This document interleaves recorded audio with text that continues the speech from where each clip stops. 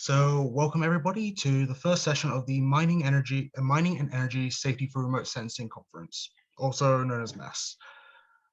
We're happy to have everyone here today, and we are working in collaboration with HUMA, a collection or consortium of engineering and energy companies in northern Chile to help research and reduce the risk of dam failures, as well as now working to ensure greater risk minimization through mining and energy projects.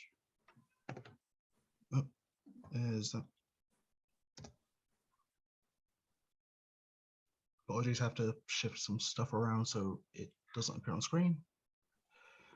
Okay, perfect. Okay, so just a brief overview of MESS.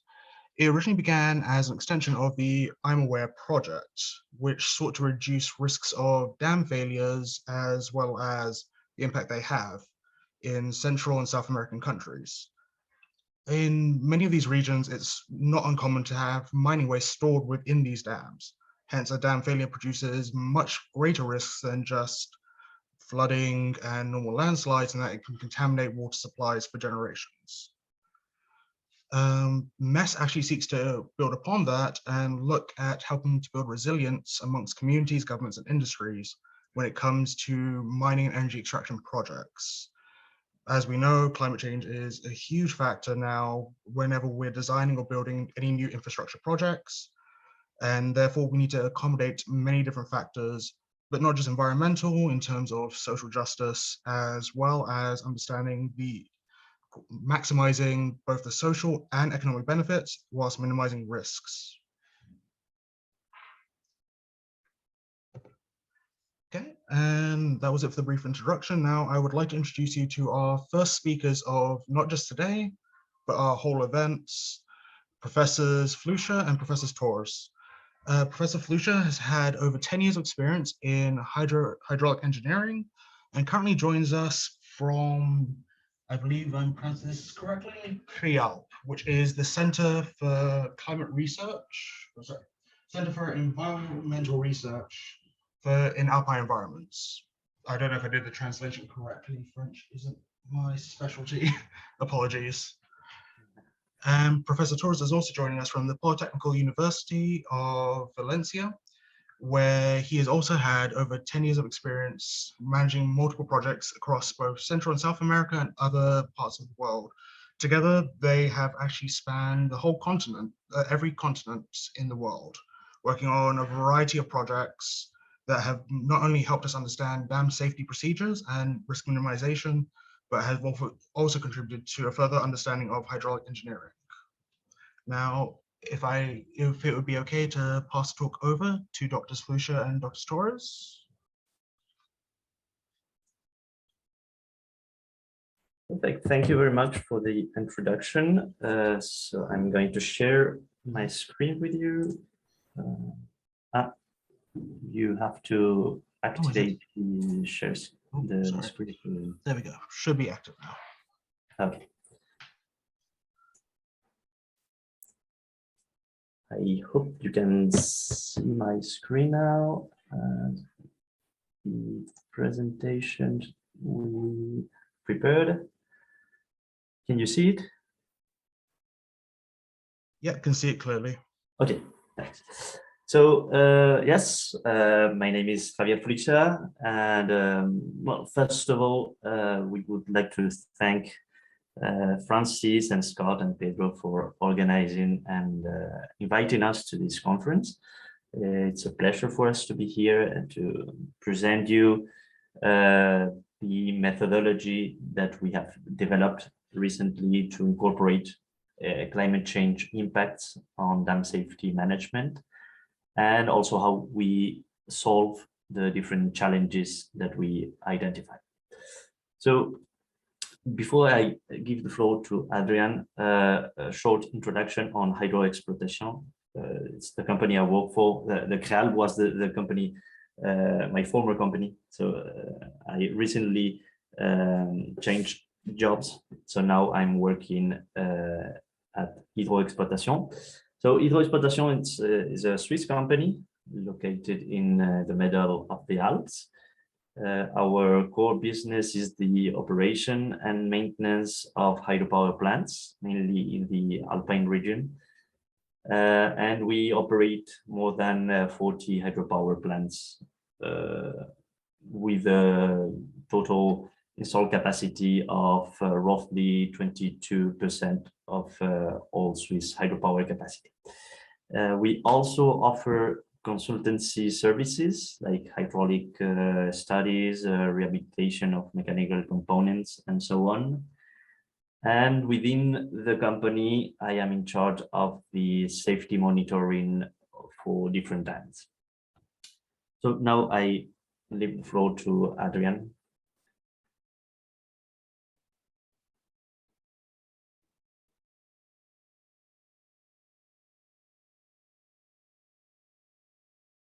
Adrian, are you there? Sorry, I forgot to activate my microphone. So I'm Adrian Morales, I'm the Technical Director of Repressal Risk Analysis. We are a consultancy company from Spain, and we are a spin-off company of the Polytechnical University of Valencia, and our main field of expertise is risk assessment applied to dam safety management. So we have worked in several countries, in Europe, but also in Asia and a lot in Latin America. And yeah, I will first explain this methodology of risk assessment, and then I will let Javier to explain more in detail how we have combined this risk assessment methodology to evaluate dam safety with climate change, and how we obtain results useful for decision making.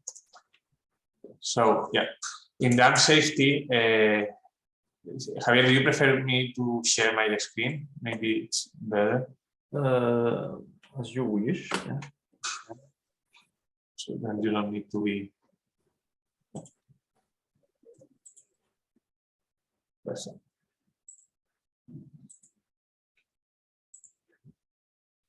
Okay. So as I was saying, in dam safety, when we are evaluating dam safety, even of mining dams, tailing dams for mining industry or hydropower dams, we have different topics that we need to study. We need to study the floods, we need to study the earthquake, how they impact the dam stability, the structural safety, the different stresses, the aging, the adverse pressures, hydromechanical assets, if the dam has gates, how they perform, if they are well maintained or not, inspection and monitoring, when is it made, how often, operational rules, operational maintenance, and emergency action plan. So we have different topics that we need to assess when we are evaluating dam safety. So in the traditional approach, each one of these topics was analyzed separately. So we have a report on floodings, we have a report on the earthquake and the seismic hazard, we have a report on the hydromechanical assets. So the risk assessment methodology was developed to be able to define all the relation between all these different reports or different topics, because all of them are very related between them. And then this methodology allows us to evaluate risk of the dam globally, taking into account not only each one of these topics separately, but also all together in a single risk model.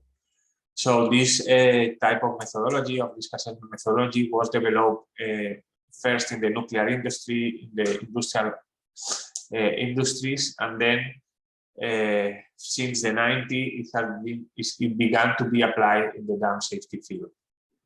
So then we can analyze all the relation between all these topics. So when we speak about risk in the dam safety field, we always speak about the combination of the two things: probability, the probability of failure of the dam, and then consequences. What will happen if the dam fails? What will be the social risk if we take into account the social consequence, or the economic risk if we take into account the economic consequences? So when we analyze risk you will see that we will represent it as the combination of these two things: probability of failure of the dam, since we are evaluating the dam safety, and consequences that will be produced if the dam fails. So this methodology of risk assessment is widely used worldwide. It began to be used in the United States in the 90s, as I said, and now it's widely used in different countries like Spain, Argentina, India, Australia. So it's the way how dam managers are beginning to evaluate dam safety and how to inform decision making to be sure that they are choosing the measures that help us to reduce more the risk, that are more efficient. So this methodology of risk assessment, we always divide it in two parts. One qualitative, where we make a workshop putting all the experts together and we evaluate what failure modes could happen in the dam. And then quantitative, where we make a quantitative risk model where we compute the failure probability based on the failure modes identified, and then we also compute the consequences. And then by the multiplication of probability by consequences, we get the risk. We evaluate that risk, comparing it to international recommendations, and if the risk is not tolerable, then we implement the reduction actions and we do what we call risk management. So this is an example of the type of results we get when we do the failure mode identification. We put, as I said, a group of experts together, and we do all together a technical visit to the dam. We review all the information we know about the dam, about the monitoring system, about the past behavior of the dam. And then all together we identify what could happen in the dam, and we classify it to have a first qualitative evaluation of the risk of the dam. Then we build the quantitative risk model. This is an example of the risk model where we evaluate the probability of different floods, of different pool levels, of gates reliability, and then the probability of different failure modes that we can have identified, like liquefaction, internal erosion, or sliding. So we identify the failure modes first in the qualitative phase with the group of experts, and then we create the risk model based on that failure modes that we have identified. And based on the failure modes, we also estimate the consequences. We do a hydraulic modeling of what could happen if the dam failed, and based on that, we estimate the economic consequences of the failure and the social consequences of the failure. So then we have a first part where we introduce the flooding probability, the earthquakes, the hydromechanical assets, the operational rules. Then a second part where we introduce what we know about the structural safety, about the factor of safety of the dam, what we do know about inspection and monitoring, about the behavior of the dam, what the instruments installed in the dam tell us about its behavior, and finally what we know about the emergency action plan and operational management. So as you can see, all the different reports, all the different boxes that we have seen before, that they are usually addressed separately, like in different departments. Here we put all together, and all of them give us some data for this model to evaluate the dam safety. So finally, when we get the real results, they represent the combination of all these different studies and the relation between them. For instance, in some dams, the floods will be the key point. In other dams, the hydromechanical assets will be the key point. In other dams will be the internal erosion and the monitoring. So in each one, doing all this together, it allows us to see what are the key points and where we should invest in each one of the dams.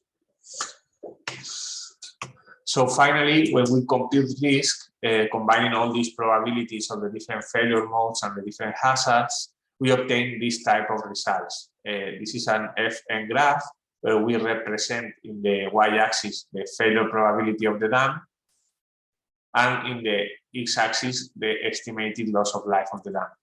This failure probability, we computed estimating the probability of each one of the failure modes that we have identified, and loss of life we computed by doing a hydraulic modeling of the dam failure and estimating based on different methodologies what could be the loss of life that will be produced, depending on the people that live downstream, if they are close to the dam or not. So based on all that, we estimate the loss of life. So finally, we obtain this type of results where we can compare the risk with international recommendations. In this case, these are the Bureau of Reclamation recommendations from the United States. So, as I said before, the risk is always a combination of probability by consequences. So these lines, these diagonal lines that you can see here, these are lines with equal risk. All the points located in the same line have the same risk because they have the same multiplication of failure probability by consequences. So points around here, it will mean that the risk will be very high because it will have a high failure probability and high consequences. Points around here, it will mean that the risk is very low because the dam will have low failure probability and low consequences. And when we propose the reduction actions, we will try to move the points from here to here where we have the tolerable risk area. So this is an example of two dams in Argentina, and we can see that they were in the non-tolerable part of the risk graph. So once we have a compute risk and we have evaluated, we need to decide how we are going to manage it, how we are going to implement these reduction actions to reduce this, to minimize it. So for that, we use different indicators. In this case, I will show you the results with the equity-weighted I-assessed cost per statistical life safe. With basically, it's an efficiency indicator where we combine. We look for the measures that help us to reduce more the risk at a lower cost. So if we have different risk reduction options, different risk reduction alternatives, we choose the one that help me to reduce more the risk at a lower cost. And then Javier will show you also some examples. So basically, when we apply these indicators, we have this type of graph where this was our initial situation, and we can see how implementing different actions, we can bring the risk lower until we are in a tolerable part. So after the two first steps, the two dams will be already in a tolerable part of the risk graph, and then the risk will be tolerable. So then we have this initial situation, and we choose the sequence of measures to be implemented based on these indicators that combine the cost of each one of the measures and how efficient they are to reduce risk. So how they help us to reduce risk. So we compare the cost in initial situation with the reduction that they have produced each one of the measures, and then we choose the most efficient ones to be implemented first. So this was an example with two dams. Here we have another example with 27 dams in Spain, in the Duero River Basin. I think maybe some of you have listened about Duero because of the wine, because it's a very famous river basin because of that. And here we have 27 dams on different typologies for different uses, for agriculture, for urban water supply, for energy production. And then we made this process of doing the failure modification of all the dams. Then we apply the quantitative risk model, and we obtain the results of each one.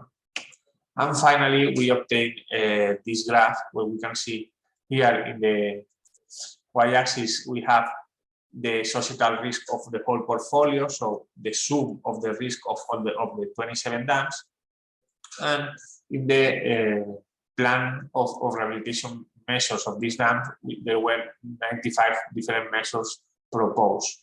So then we obtain the risk model, and we prioritize these measures based on the efficiency. So we compare the cost of the measures, and we choose first the ones that help us to reduce the risk, to reduce more the risk at a lower price.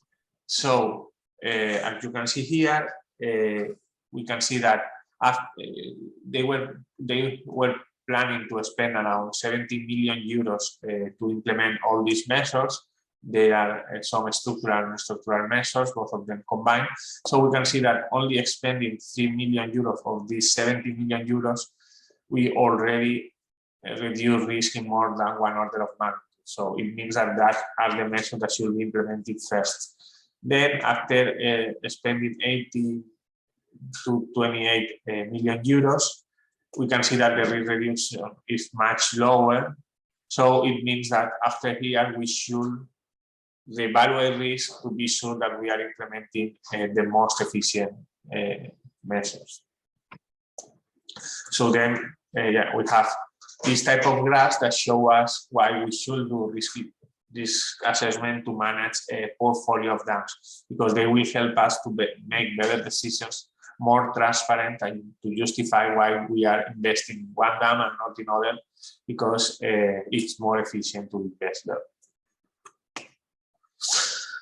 So yeah, so some summary of the advantages of risk assessment and why we apply it. First, because they help us to integrate all this information from different reports in a single quantitative risk model. Second, because they help us also to promote better monitoring systems, more focus on the failure modes that we have identified. We can select what are the most critical points of each failure mode and doing a monitoring more efficient based on that failure modes. It can help us also to define gate operation protocols, to define how we should operate the gates in order to minimize risk downstream, but also to improve the dam safety management. And it also gives us a lot of legal protection for dam safety managers, especially in countries where they don't have a specific legislation on dam safety, because they help dam safety owners to demonstrate that they are following the best practice worldwide, that the risk of their dams is aligned with the best international guidelines, and also that they are managing the dams and the gates in order to minimize risk. Of course, the dam cannot avoid all flooding downstream. Sometimes they need to release water. So one good way to demonstrate that they are following the best practices and that they are minimizing risk as much as they can is doing this type of risk assessment. And finally, as I showed you before, it helps us to design also rehabilitation measures and to define what are the optimum point to define and to rehabilitate the dams. So here this is a dam in Spain, where we were deciding how much we should reduce the spillway crest because it had a problem of hydrological adequacy, and then we choose the more efficient option that help me to have a higher hydrological capacity, but without losing all the reservoir, all the volume of the reservoir that has also a cost. So then I will let Javier to present now this part of once we have compute risk and I have shown you how we made this risk estimation and how we apply it for decision making in dam safety management. Now Javier is going to explain us how climate change can be introduced in the risk model and how climate change effect results can be used for dam safety management as well, and to evaluate dam safety. So I will stop sharing.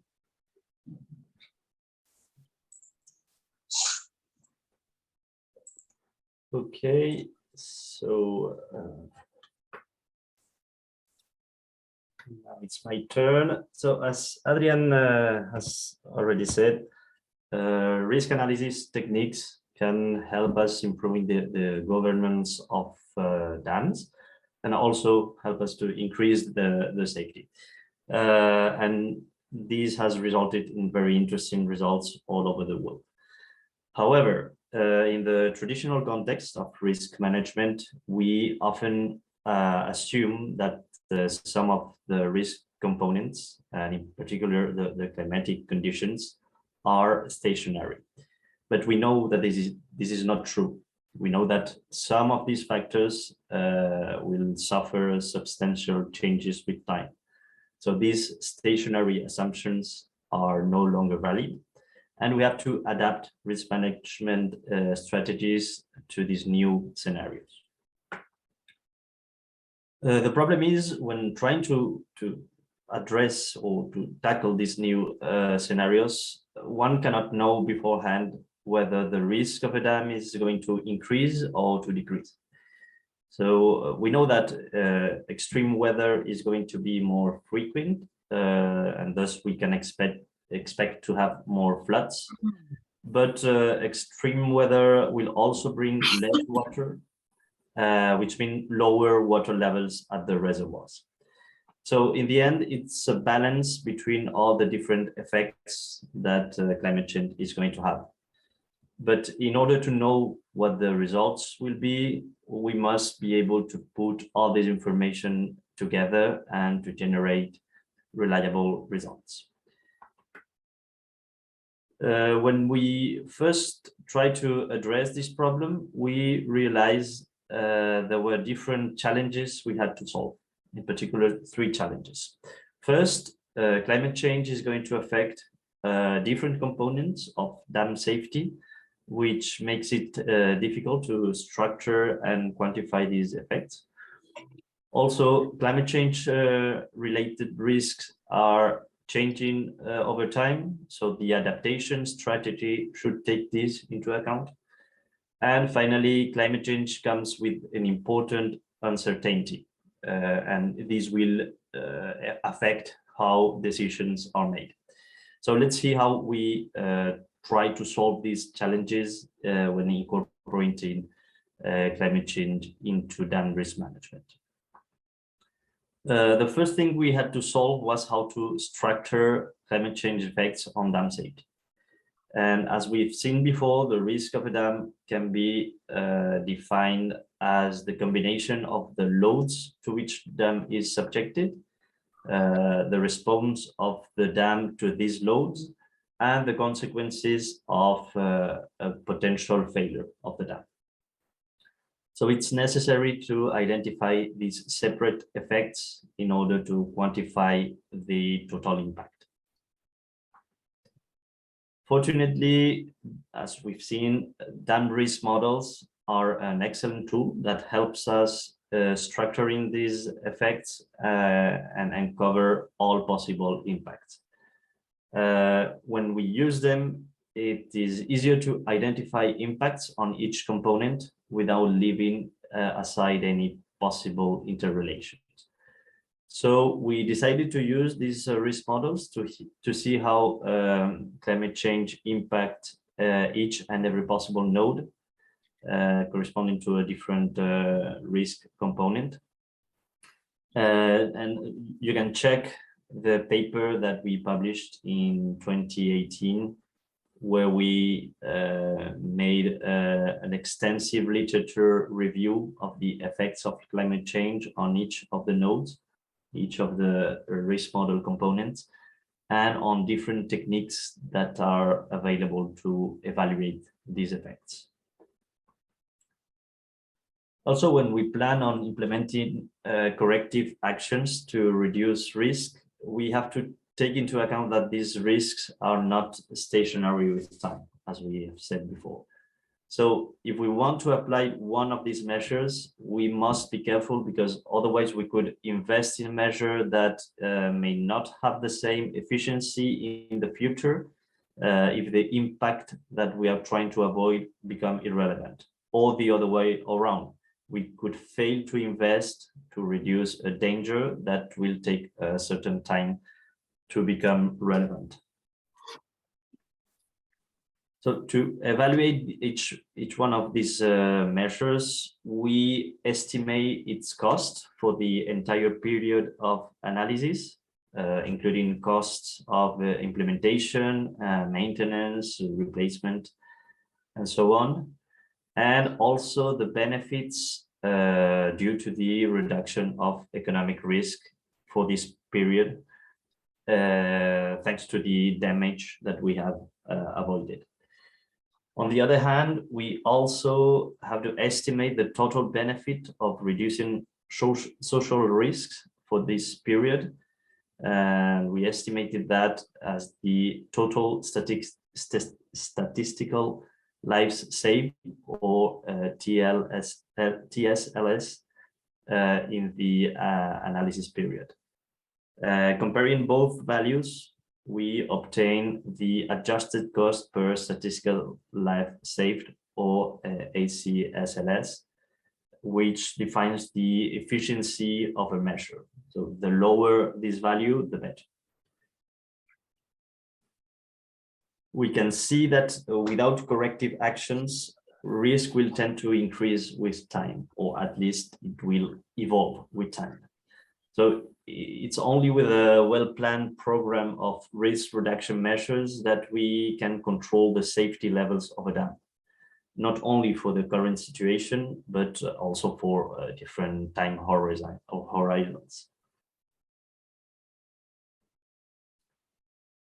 Also, in the process of calculating the risk of dams, there are several uncertainties that accumulate one on top of the other. And uncertainties related to climate change are a big one. So when we use different climate projections, these are a combination of global circulation models, regional climate models, and RCPs, or representative concentration pathways. And from each of these combinations, we obtain different impacts on the safety of the dam. So we have different series of adaptation measures with different order of priority, which may not be the same. The question here is how we should rank the decisions to be made when dealing with the full spectrum of possible scenarios. The approach that we chose was to use robust risk reduction measures, that is, measures that behave well for a wide spectrum of possible climate scenarios. And this was based on the expected utility theory. This helps bypassing the problem of not knowing beforehand the probabilities associated to each climate scenarios. Basically, what we did is that we tried different probability configurations and check what the resulting ranking of measures would be for each of these configurations. And finally, we select the most consensual sequence of measures. You can also check the description of the methodology in our 2021 paper. But now let's see how we apply these approaches to a real case. So for that, we chose the Santa Teresa Dam in Spain, one of the dams that Adrian was talking about, of the Duero River Authority. The dam is a 60-meter high concrete dam with a spillway regulated by 5 gates and also an auxiliary dike that closes the entire reservoir, which is about 500 cubic hectometers. We use the risk model of the Santa Teresa Dam to incorporate the effects of climate change. And in particular, we focused on the previous levels in the reservoir, the availability of the spillway and the bottom outlet gates, the incoming floods, and also on the social and economic consequences. We also developed a hydrological model of the basin to calculate the series of water levels in the reservoir. Finally, the calculation of the risk model was performed with the ePlesa software, with which we obtained the risks and probabilities of failure for all climate scenarios. The results that we obtain reflect the evolution of risk until the end of the century, which of course depends on what climate scenario we are using. we can see how the results present an important dispersion, especially towards the end of the century. But in general, they show an increase of both the risk and the probability of failure in comparison with the present risk. But when you look at these two figures, you can ask yourself, why is it that for higher emission scenarios like RCP 8.5, we generally get lower risks than for RCP 2.6? Because we should expect more extreme weather events for pessimistic scenarios, so higher floods. But why is it risk behaving like that? So as we said before, it's all a matter of balance. Some of the risk components will tend to increase the risk, such as the floods, but others will decrease it, such as the previous water levels at the reservoir. And if we want to understand a little more the behavior of the dam, we should use the risk model to decompose the total risk into the different contributions of each component and see the relative effect of each one of them. And with that, we can obtain lots of information. Here, for instance, we can understand why for higher emission scenarios, we get lower risk. So even if the flood frequency is more or less the same than for lower emission scenarios, as you can see on the top figures, the fact that we have much less water on the reservoir will contribute to lower the risk of the dam. And this is an information that we couldn't have if we did not have a risk model. So once the risk is calculated, we need to assess it.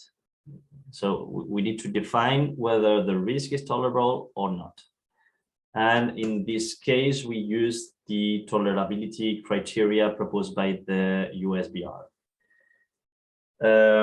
Here we show you just one climate scenario, or the results of just one climate scenario but this represents more or less the behavior of the rest of them. So when we look at the risk results for 2019, which was the base case, we see that the risk doesn't indicate an urgent need for risk reduction measures because it is within the limits of the recommendations. However, this risk is going to increase with time, and by the end of the century, which is the red dot, the risk will exceed the upper limit of the recommendations. So if we don't act now, the risk will become increasingly intolerable. So this led us to the definition of 4 risk reduction measures.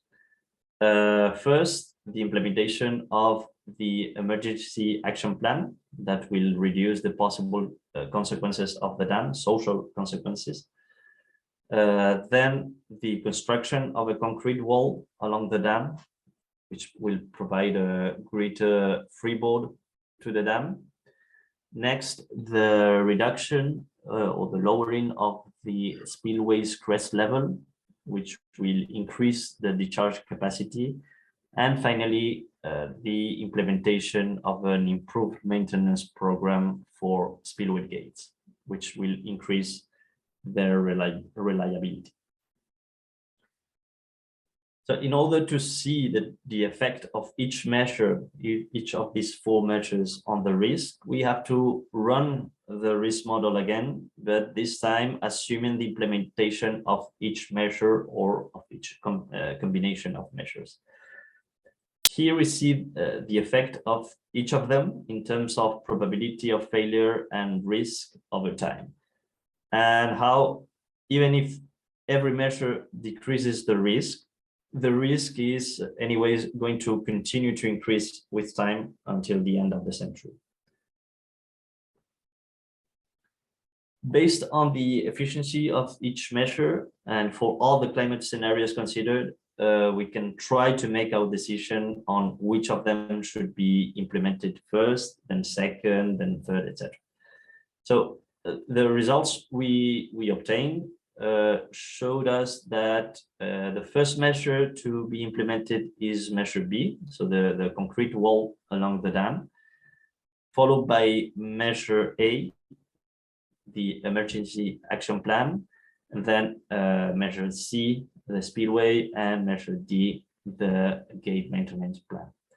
So the interesting result here is that the prioritization of measures would have been different if we hadn't taken into account the effects of climate change, highlighting the importance of this type of approach for long-term safety management. And apart from the different papers that we have published showing the results that we get and the description of the methodology, you can also check the website climatechangedamsafety.com that contains these and other publications related to dam safety and climate change that we created. So now I give the floor back to Adrian.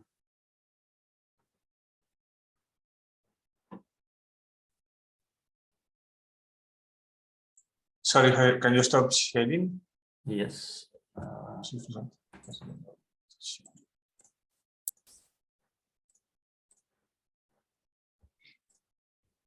Okay, thank you. So yes, just finally, I wanted to show you an example of a platform that we have developed, where we do, this is a platform we have developed for dam safety managers to do all these theoretical parts and all this risk assessment that we have shown you, to convert all that results and all that data into results that can be useful for the daily and the decision making, the dam safety management of the dam.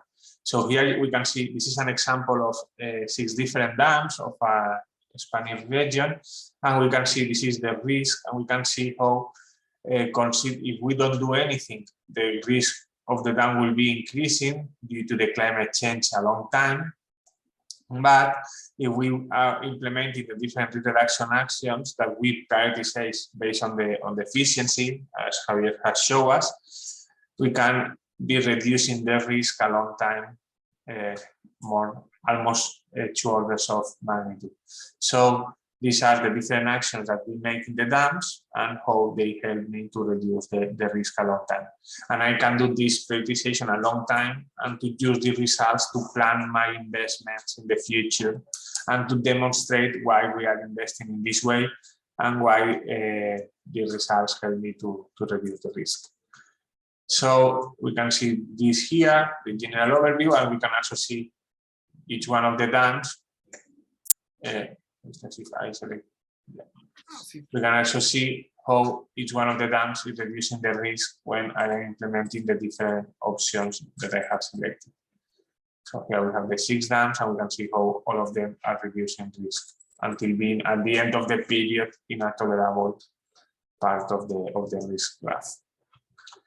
So then all these climate change models and quantitative risk models can be used for efficient decision making and can be used by dam managers to prioritize dam safety actions and to choose the most efficient ones and to choose the best strategy to bring them to a tolerable risk part based on considering also climate change results. So just some final conclusions to close our presentation. So dam safety risks are not something constant. They are going to change a long time and by different reasons, especially due to climate change. And risk assessment and quantitative risk models are a very useful tool to evaluate how much the risks are going to change a long time and what is the best strategy to cope with the risk in the future.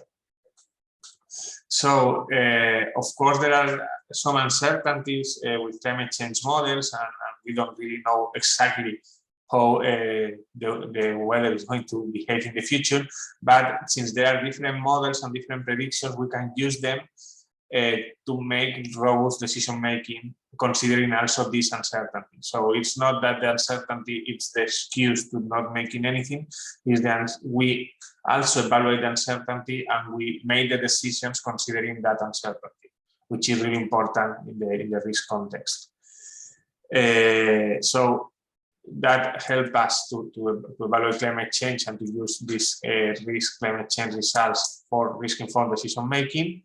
And also we have platforms, we have model tools that will help us to integrate that and to do decisions a long time and to update them and to consider all the results by dam owners and land managers. So I think that's the last conclusions of our presentation. Thank you for your attention. If you have further questions, you can also write us an email. Here you have our emails.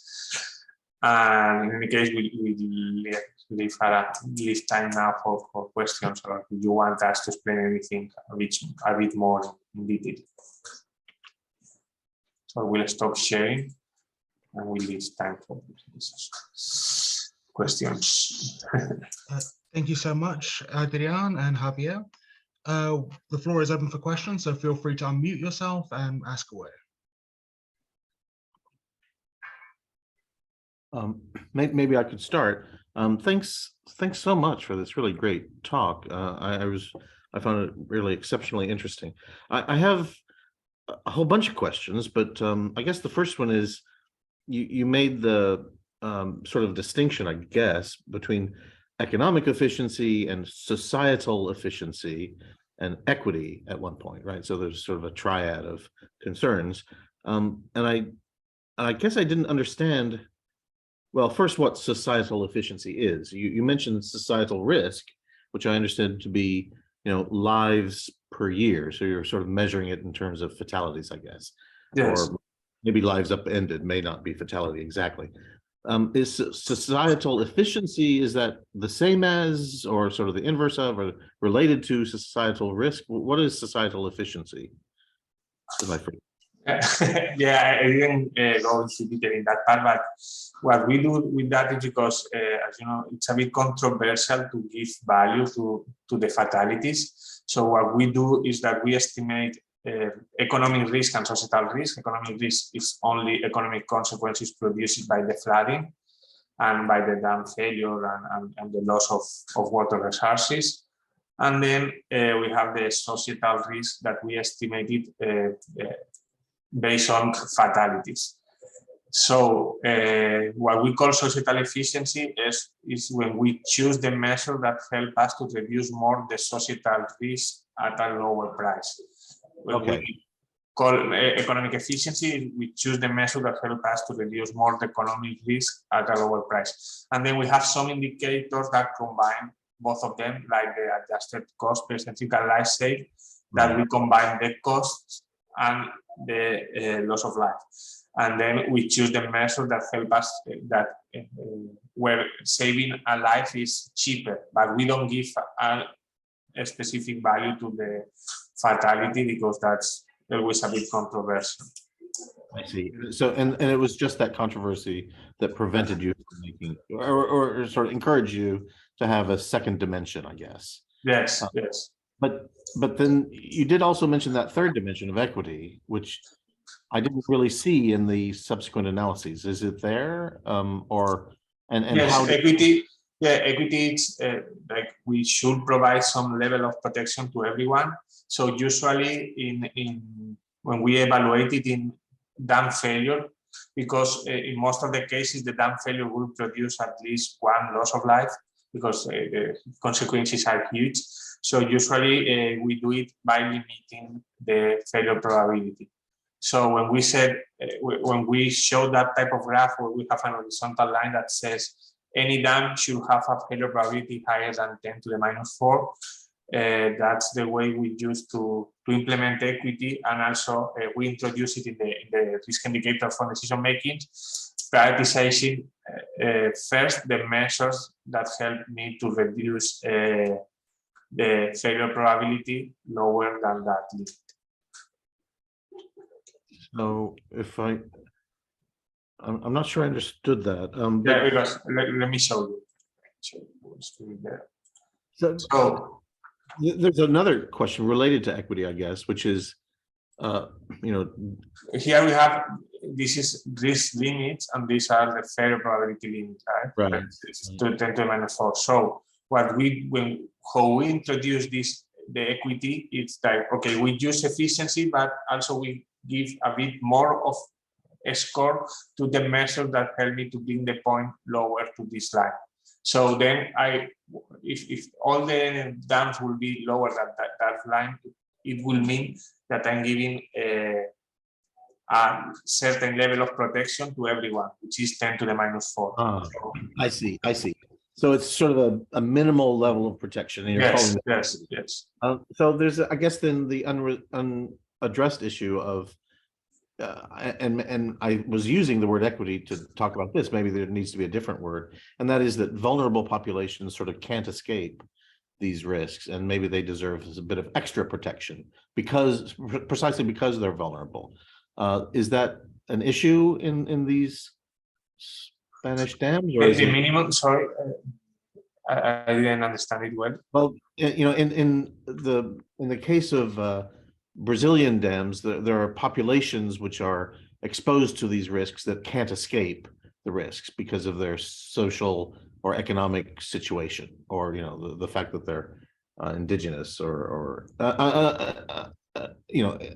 vulnerable for some reason.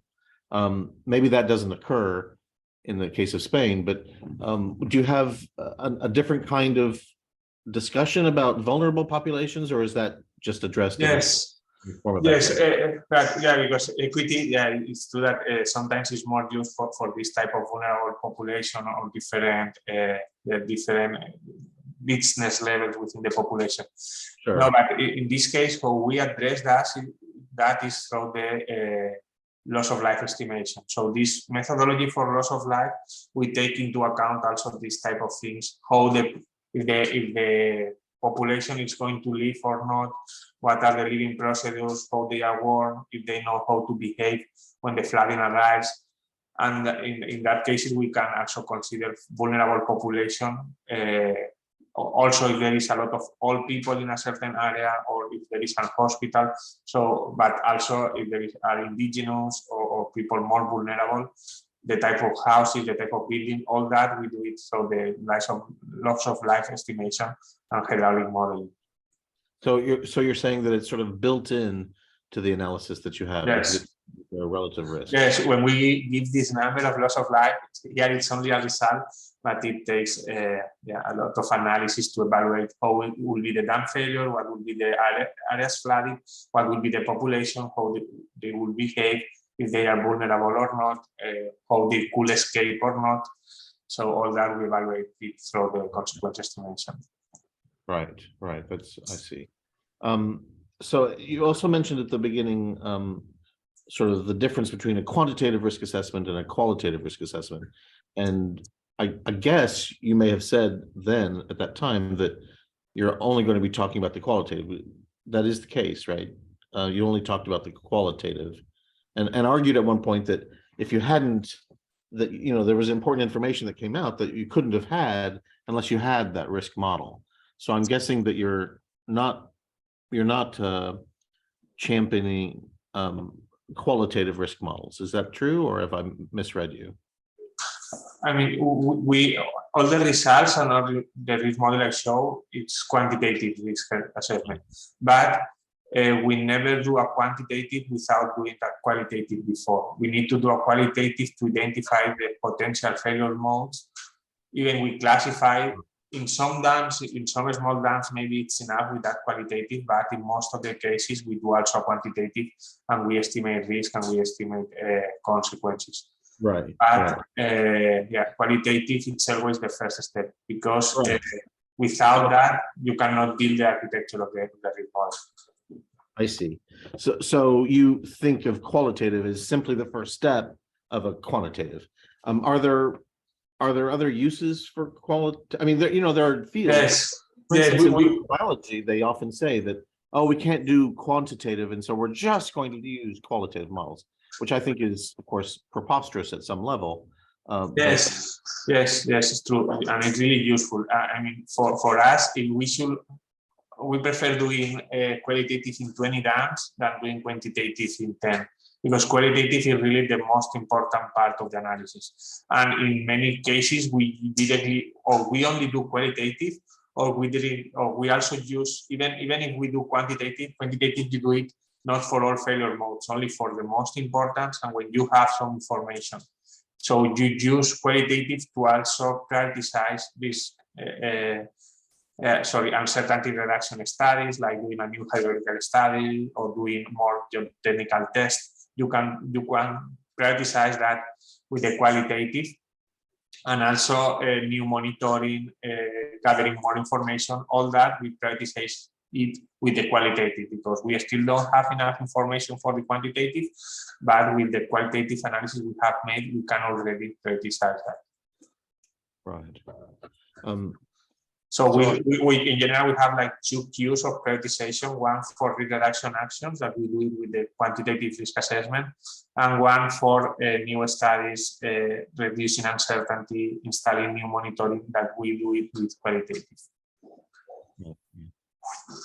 I see Andres has a question, so maybe I have a couple more, but please go ahead, Andres. Oh, sure. Thank you, Scott. Yes, well, I am looking into the quantitative analysis. How do you deal with by calculating the net present value? No, in the old economy, interest rates were stable, inflation was tame. Now we have a worldwide inflation. We have raising rates quite widely, and for example, if you just look at the inflation, your discount rate is going to be huge. If you look at interest rates compared to inflation, more or less, a lot of countries in the global north are having free money because you are paying real interest rates that are negative. But in the global south, you have rates that have to go above inflation to moderate that. And in the quantitative analysis, the discount rate is quite critical. So do you have some ideas how to deal with the new context? Yeah, good question, and that's more a topic of economic experts than civil engineers. But the main advantage of dam safety is that the type of decisions we make are long-time decisions. So we are not thinking in decisions for 5 years or 10 years. In dams, we usually make decisions for 60, 70 years. So it's not so important the specific discount rate of a certain time, but how it changes a long time and how it changes in a specific country. And for that, usually, at least with the type of international organizations or governments we usually work, they have a discount rate reference for all their investment. For instance, the World Bank or the Inter-American Development Bank, they said, okay, we use a discount rate for investment of 10% or 12% for this country. So there are, for this type of long-term investments, that they don't change so much depending on the specific situation of every year. There are some guidelines and some guidance from the governments and from the international agencies that help us to define this discount rate. But yes, it's a thing to discuss, and in cases where we don't have this type of reference, it's a thing also to introduce within the sensitivity analysis. Okay, thank you. Do we have any other questions? Or Adrian and Javier, do you have time for another question? Yeah, sure. Yes, no problem. I had a question, if that's okay. Go ahead.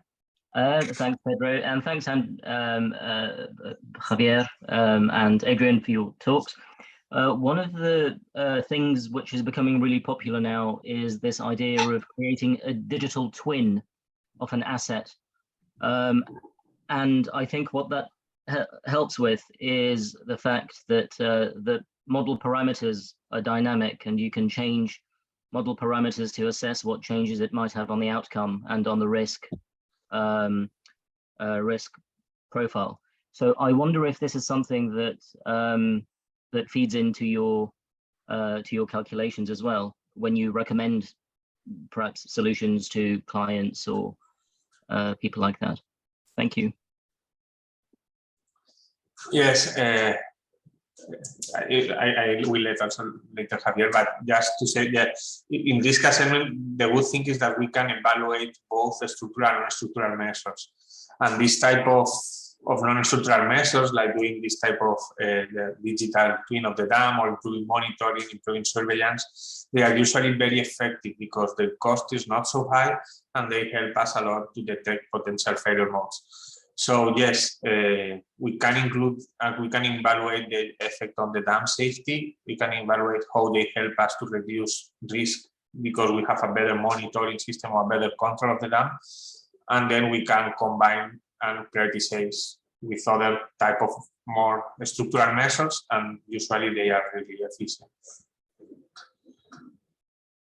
And if I may just add that this is also a living process. This is not something fixed that do not change with time. As we get more information about the dam, about the state of the different components, etc., we can always update our model so we can make it more up to date and more realistic. So in terms of dynamism or dynamic, it's a very dynamic process, a very dynamic model that we use. So it's not something that we do one time and that sets the rest of the investments of the rest of the actions for 20 or 30 years. So it's something that we have to update as we receive more information from the dam, of course.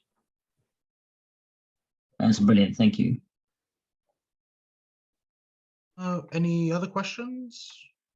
Scott, I know you were very curious to ask a few. Sorry to be a nudge. Kush, you must be, aren't you in University of Waterloo? You're in also a time zone trouble as well as I. But for Adrian and Javier, could you tell us some thoughts about the software you use or are using, the iProcess and the risk management cloud? Are you affiliated with the makers of this software, or what do you want to say about the? Okay, yes, for the quantitative risk assessment, we use our own software that it's called iProcess, like the name of our company. We developed that software within the university. And then since we are a spin-off company of the university, we are using also in our consultancy project. So we have this software that we build the risk model. We do it through event tree. So through event trees, and we put the relation between all these variables. And then from that software, you can export the results to the platform I showed you, to the online platform. So then we have a desktop software that it's a specific software. The data is introduced through Excel files, but that is a software that we have developed. And then we have the platform, the cloud platform I show you, where we upload the results. Is that the thing, risk management .cloud? Is that what you're talking about? Yes. So it's very impressive. And it looks like it is sort of an interactive tool for sort of almost scheduling these decisions. That's very interesting idea. Yes. Yes, the idea is, of course, you can also update the real results, but sometimes you don't update the real results every month or at least 1 year. But you can make this, but the decision making is much more dynamic. So imagine that you have a new measure, or there is a new measure that has been implemented, and you want to know what is the next one, and what is your current state. So all that you can do it through the platform. So the managers can prioritize and can do the management through the platform without computing the risk every time. That's very, very interesting. We are applying now. We have developed this platform, so we are applying it to more than 360 dams, all the public dams, the state-owned dams in Spain, and we are developing on the process with all the river basins, and yeah, we are also collaborating with the Corps of Engineers, and yeah, it's very interesting. That's very cool. And it's a commercial entity, the software? Yes, we have it as a company. Right, okay. As empresas, yeah. Thank you so much for your time, Adrian and Javier. I think now we should be moving on to the next part. I don't want to take up too much of your time.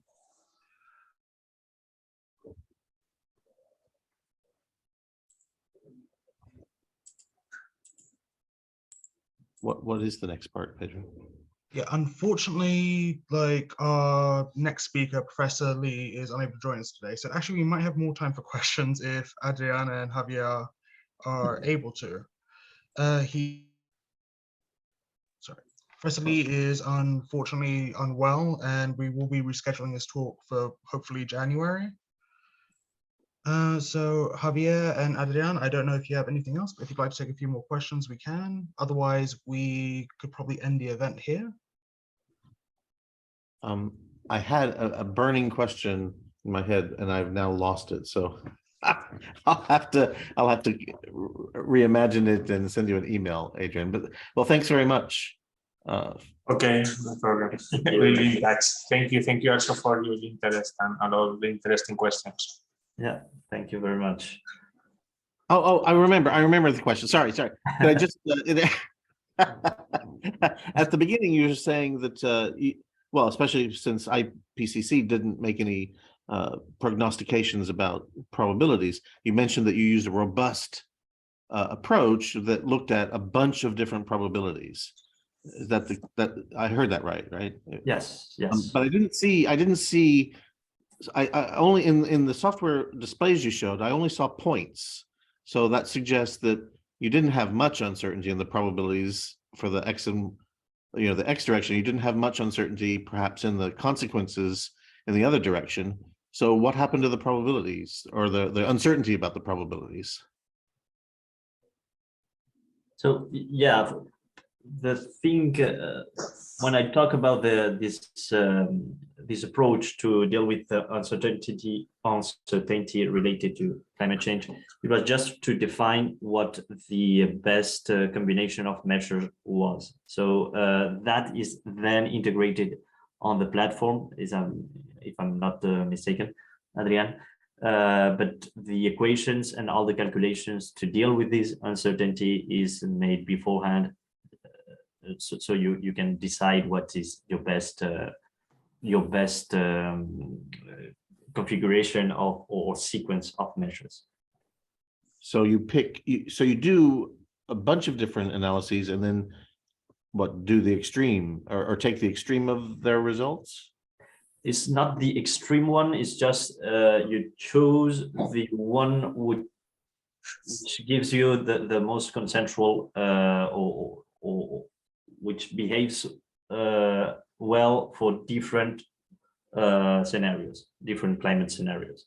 So maybe one of these scenarios, or maybe one of these tries is going to exceed, or your sequence is not going to behave well. But if you're trying like 20 or 30 scenarios and one combination behaves well for, let's say 18, you will choose this one against the others. That seems a strange thing to do, though, doesn't it? Is that not a form of wishful thinking? If it behaves well, because there are certainly others that don't behave well. And how do you know that those aren't the actual ones that will be realized in the future? So you try all of them, but with different probabilities associated to each one of them. So in a way, you try all of them. That's for sure. So it's the fixes, it's the management strategies that are supposed to work well. Okay, yeah, I'm sorry. exactly. Okay, thanks. I'm glad I got that question, and that would have been haunting me if I hadn't. Thanks very much. Actually, if you have time, I guess I have a question too. Yeah. This might seem a little naive considering that I don't work in dam safety or dam infrastructure like development, but I was actually curious as how does your risk model actually deal with inaccurate or sort of imperfect information? An example is sort of Gleno Dam, which collapsed in the 20s. There was a lot of poor construction sort of processes involved, and a lot of this stuff would not be documented correctly, of course. And I'm assuming that this is, may not be a common practice, but it's a practice that still occurs. People cut corners, people don't follow safety guidelines, best practice often kind of gets thrown out in terms of convenience. So how does your risk model, when trying to identify failure modes or assign risk probabilities, handle these kinds of situations? Adrian, maybe you have more insight. Sorry, because I didn't listen well the question. So how we estimate the probability in this model, you mean? Yeah, so when you're designing the risk model, how do you assign probabilities to like potential risks when the documentation may be imperfect, when you may not have full understanding of the components or the construction materials involved? Yeah, that's a good question, and it's a bit always we have that discussion.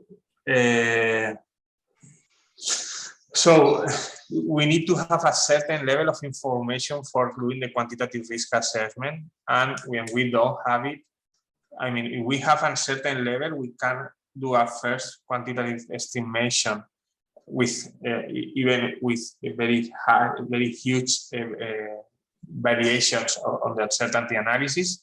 But if we don't have any information of the materials, or we don't have any information, then we prioritize doing new studies through the qualitative assessment. So we do the failure mode identification, the failure mode analysis, and based on that, we prioritize if we need to do, I don't know, extra geotechnical tests, we need to gather more information, we need to know more before doing the quantitative risk assessment. So it will depend on each failure mode. Maybe for some failure modes, we have enough information for the quantitative risk assessment and to estimate probabilities. If we don't have any information, then what we prioritize are new studies and actions to reduce uncertainty, and we do that through the qualitative risk assessment. Thank you very much, actually. I was actually curious if you would run sort of like new studies on the technical components, because I understand that many other fields, that's often sort of not what they do. They tend to ignore, or they don't prioritize new studies to identify their sort of the potential risks or to sort of like reduce their uncertainty. So it's good to see that like you prioritize actually running new investigations before continuing with other aspects of the risk model, so you have a fuller picture. Yes, that's it. Yeah, thank you so much. Do you have time for another question? I don't know if anyone else has questions right now. I see Scott's unmuted himself. No. Just to say thank you. There's a great talk, a combination kickoff event is very great. Thanks very much. Yes, once again, we're very grateful to have you both here with us today. Just a quick brief announcement then for the next talk. So our next virtual seminar will be on the 16th of January, where Otone Skamaka will be providing us with a talk, and we will likely reschedule Professor Lee's talk for the same day. There will also be an in-person symposium on the 9th or 10th of February, and we'd be grateful for everyone to sort of like attend. It'd be a nice sort of break from these Zoom meetings. and we can have much better, broad discussions there. Okay. Okay. Well, thank you very much for everyone, and thank you for kickstarting this event. Okay. Thank you. Very much, and have a nice day. Take care. Thank you. Happy New Year also. Happy Yes. New Year. Feliz Navidad. Happy New Year's. Bye. Bye. Bye. Bye.